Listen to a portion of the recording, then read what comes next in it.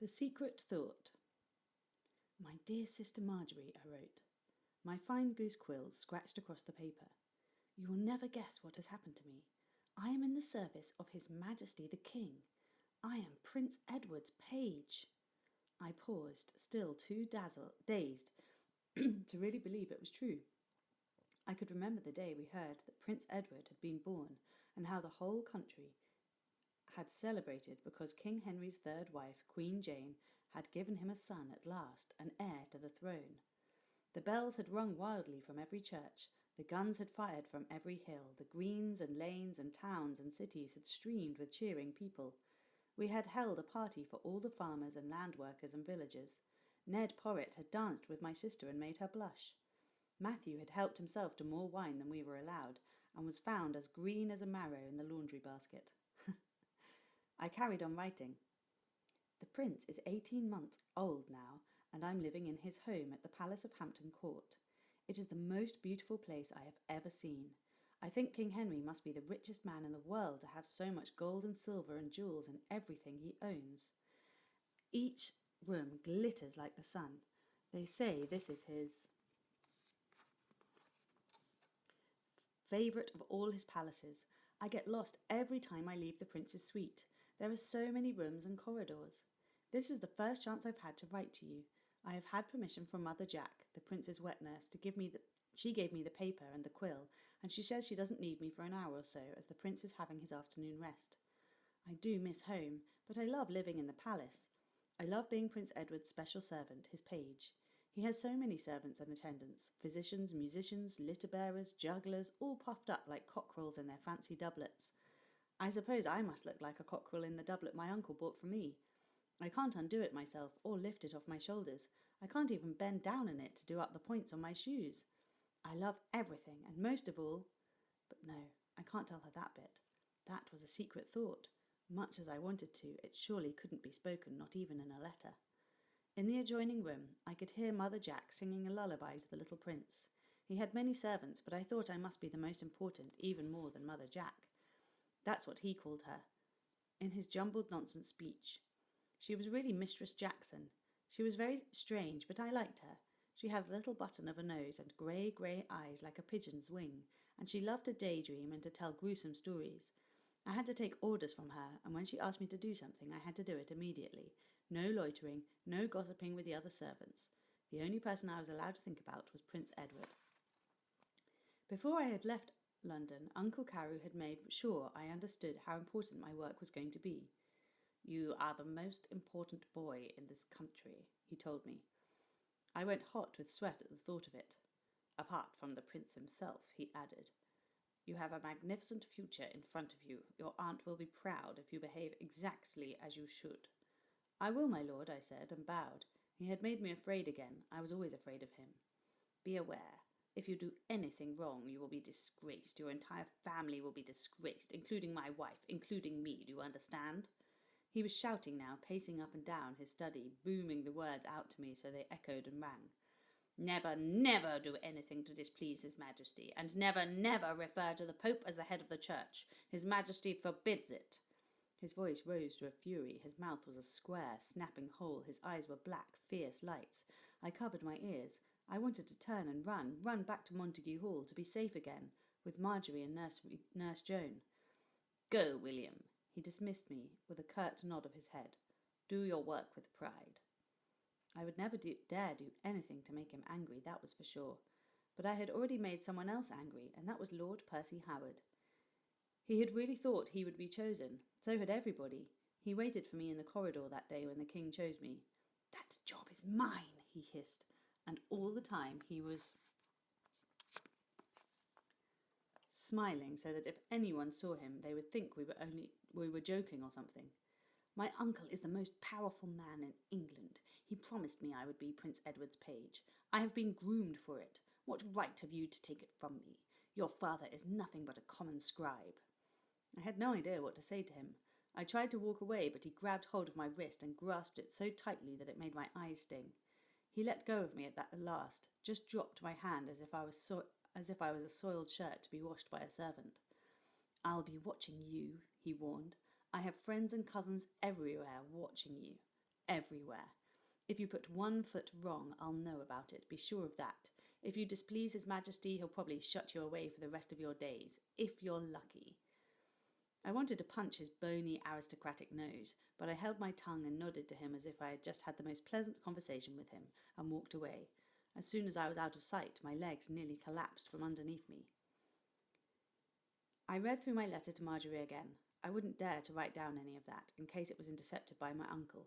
I stood up and stretched my arms. It was mid-afternoon and the entire palace was quiet, waiting for the prince to wake up and for the business of the day to begin again.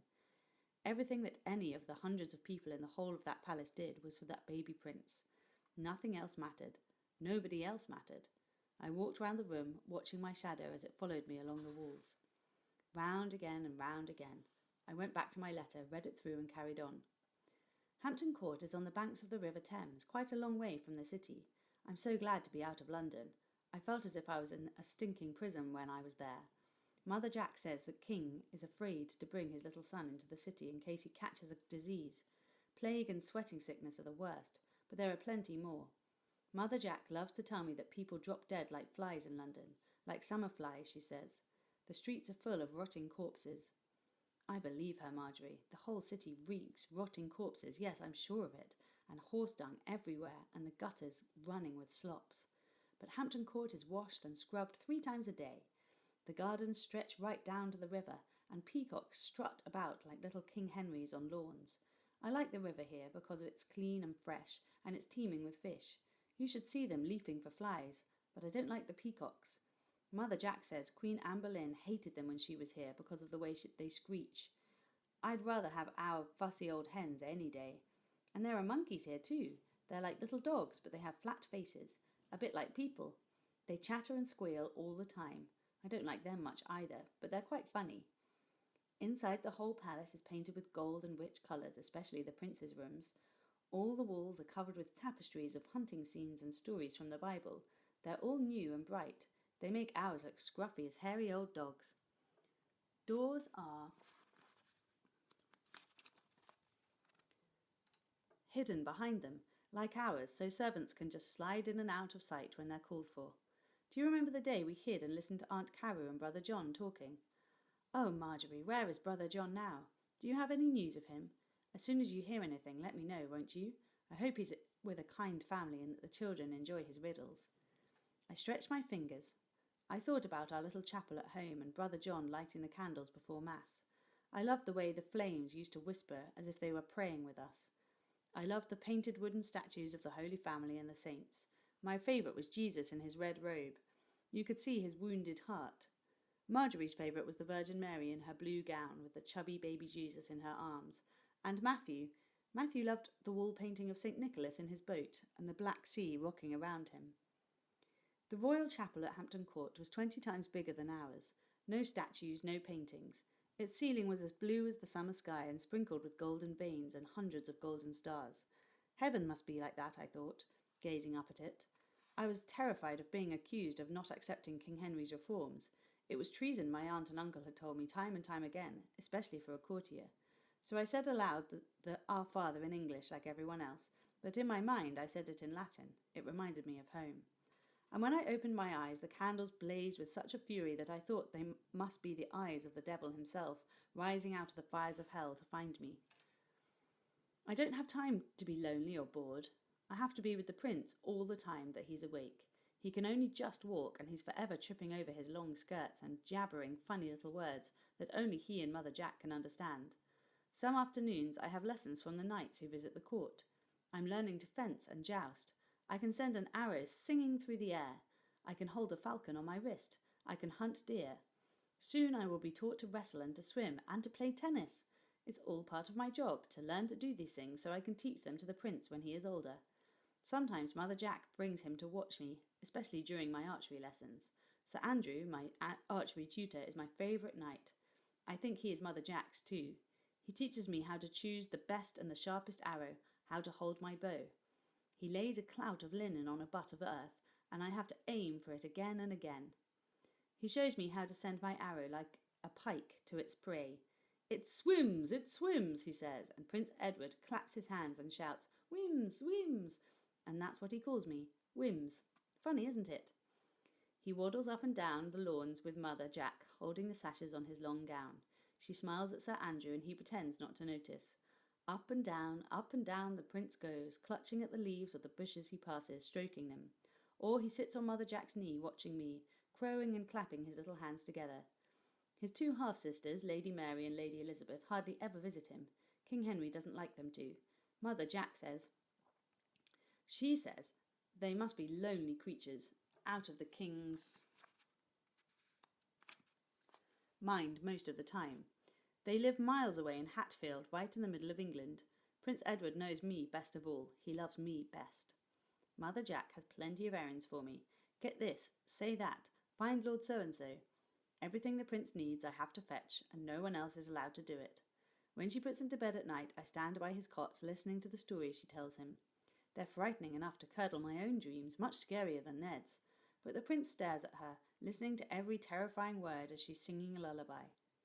Gradually his eyes close, and then I can tiptoe off to the room I sleep in with the other high servants, the head full of ghosts and magicians.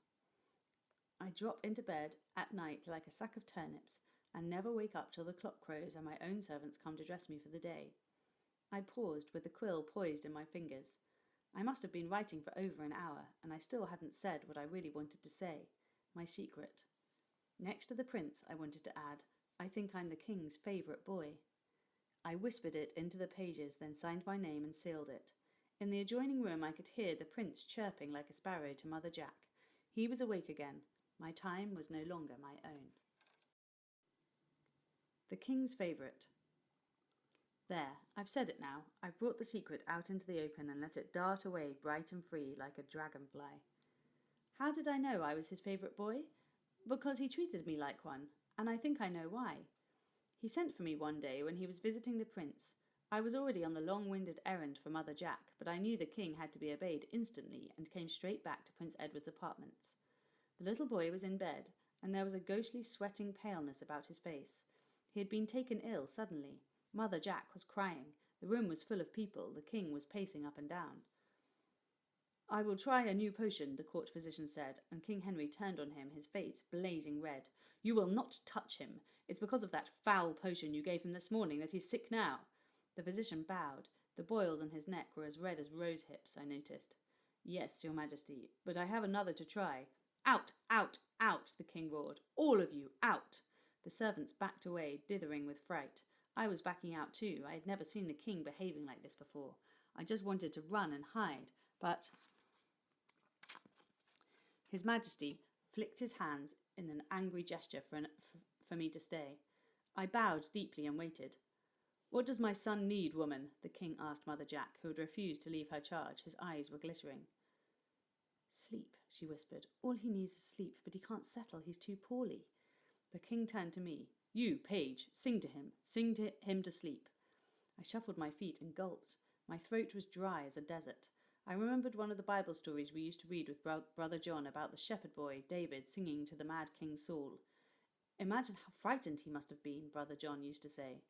Get on with it, King Henry shouted. So I sang, and my voice was a poor, shaking thing at first, like a baby sparrow that's just crunched out of its shell, but I kept going.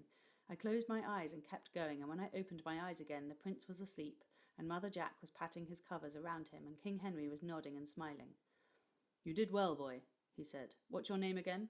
Before I could speak to say William Montague, Mother Jack answered for me. William Carew, she said. He's Lord Carew's nephew, your majesty. The next time the king came to visit Prince Edward, I was playing with him in the paddock where the ponies were grazing. His Majesty stood watching me, making me as nervous as a mouse. Mother Jack and the prince's servants hovered around, and the groomsmen and stable masters and boys were standing by the king's horses, waiting for him to inspect them. Courtiers who had travelled with the king stood idly by like painted maypoles.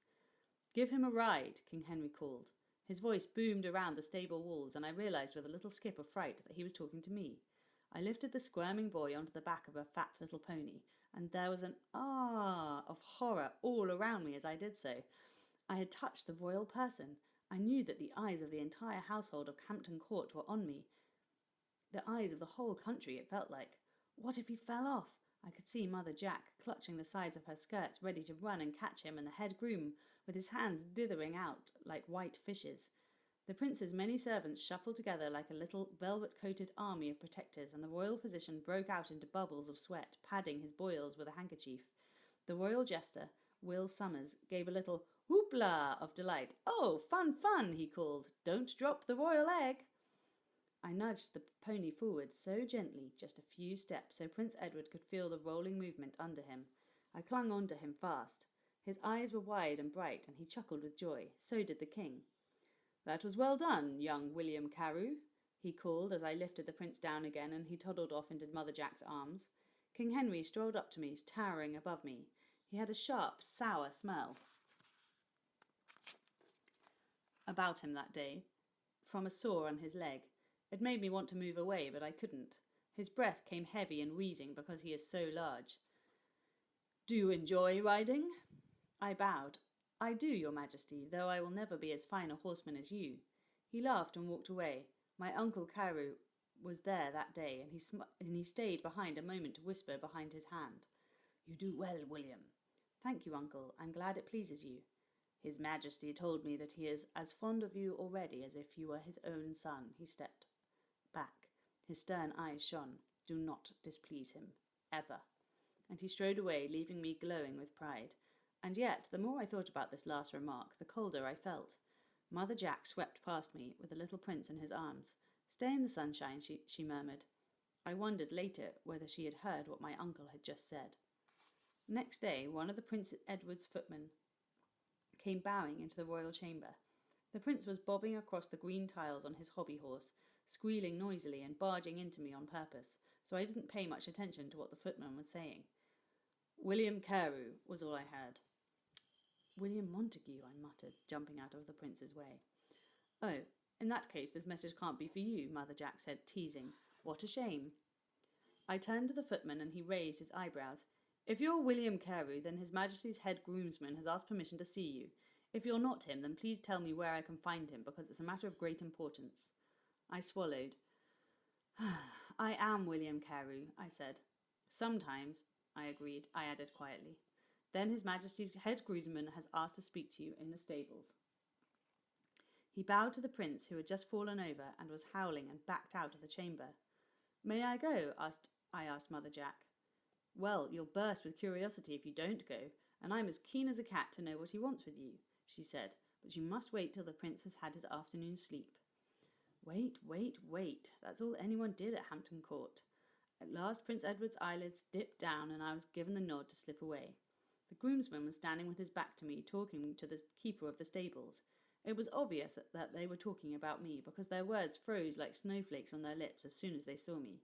The keeper went away, shaking his head as if he were trying to solve a great mystery, and John, the groomsman, took up sweeping the straw across the yard, pretending he hadn't noticed me. At last he swung round to me and grinned, showing 4 brown stumps of teeth in his gums. "See that black 'un there?" he said, pointing to one of the stalls. "He's yours." "Mine?" "Present from His Majesty."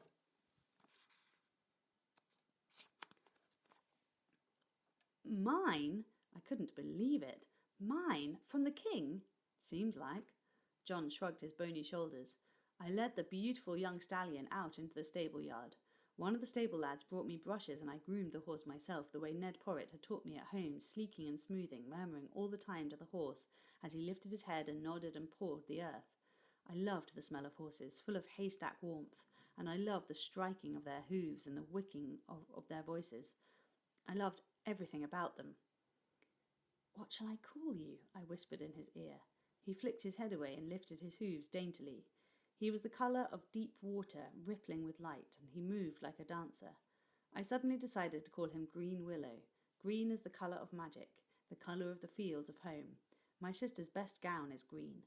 Green Willow is the title of one of my favourite songs, and best of all, green is the colour the king loves most. I am so clever, I know how to please the king, I thought. I went back to the palace, humming the tune of Green Willow, and Mother Jack said, "I haven't heard that song for some time. There's a rumour that His Majesty wrote it himself, you know." "Did he?" I gasped. "Even better." "Oh, yes. When Lady Anne Boleyn was teasing and tempting him and tearing his heart in two, the vixen, he sang it to her." "Well?" She folded her arms and tapped her foot, making her little grey shoe dance like a vole in the dry herbs. Well? I pretended not to understand her. Very well, thank you, I nodded. You imp, William Carew. What did the head groomsman want with you? I tried to tell it casually. Oh, just that, And then he burst out of me. His Majesty has given me a horse! I jigged up and down on the spot. A beautiful black horse, just for me. Her mouth opened in a little "oh" of surprise. A horse? My goodness, all he has ever given me is a piece of cloth to make a handkerchief with. A horse! Mind you, His Majesty can be very generous when the mood takes him. One of Lady Elizabeth's pages got a dog. A nice dog, but it barked too much for my liking. Then he was thrown out for being lazy, the page that is, beaten within an inch of his life and thrown out of court. And he was a Neville, mind. Very important family. Disgraced. Oh, a horse! On his next visit, the king asked me how I liked my horse. His followers were standing about, watching and listening. The jester, Will Somers, was standing with his arms folded. He wagged his head at me and bowed a deep, low bow. A boy may ride as high as a prince, but who would catch him when he falls? The courtiers around him tittered. I bowed back, but I had a feeling he was making fun of me. Well, it was his job to make people laugh, but I didn't think he was at all funny. My favourite knight, Sir Andrew, was watching, smiling encouragement. My Uncle Carew was there, as always, close enough to the king to whisper in his ear if anything was wrong. He never brought my father with him on these occasions. He wasn't important enough. I realised Lord Thomas Howard was there and his nephew Percy hanging his head sulkily, hating me. So it was in front of all of these and many more that King Henry called out, "How do you like my gift?" I gazed round at everybody, too embarrassed for a minute to think of what to say. Percy Howard picked at the fluff on his chin. "Does he not suit you, young William Carew?" the king asked, pretending to be upset by my silence. Whatever you do or say in front of the king, there is always an audience of courtiers curling their lips with scorn, slanting their eyes towards one another in shared mockery. Will Somers leaned forward and put his hands behind his ears, making them flap, but Sir Andrew's smile gave me courage to speak up. I bowed my thanks. I remembered the speech I had prepared, a speech to delight the king. "Your Majesty has been too kind. I hope he will do me the honour of letting me name my horse after his own song, Green Willow." But King Henry's eyes clouded and went cold, glittering ice cold. Sir Andrew flashed me a warning look. What had I done wrong? I had no idea. The whole court was breathless with expectation, watching the king. "You are a child," His Majesty murmured at last, "but I don't like that for a name." I looked at him helplessly, wishing I could take the words back. "I'm sorry, Your Majesty," I stammered. "I'm sorry if I offended you. It's just, he is so beautiful. I wanted a beautiful name for a beautiful horse." "But not that one." The king turned his back on me and walked away. His courtiers bowed and curtsied and made way for him, and his jester bobbed up to him, prancing about like a horse to try to bring a smile on his face. "Get out!" the king roared. "Get rid of this idiot. He's not funny anymore. Whip him and find me someone new. I could slay him with my own hand." Will Somers was grabbed by one of the knights and pulled out of the courtyard. I closed my eyes in shame. I felt the shadow of cold clouds across me, as fear as well. Would he ask the soldiers to carry me away too? "Think of a proud name for a proud horse," King Henry's voice boomed back from the other side of the courtyard. He still had his back to me. "Tudor!" I grasped at the first word that came to my head. "Black Tudor! If I may use the royal name, nothing less would suit his magnificent prince of horses." There was a long, aching silence. Then the king turned. "You may." His Majesty smiled as though I had called him the very god that he thinks he is. He threw back his head and laughed, and all the courtiers laughed too. "Bring my fool back," he called. "I'm merry again." "A near thing, William," my uncle hissed at me when the king walked away. "Green Willow. That song is never played here now. King Henry hates the memory of Queen Anne Boleyn. He had her beheaded, and her brother and others who were close to her. Why on earth do you think he would want to be reminded of her?"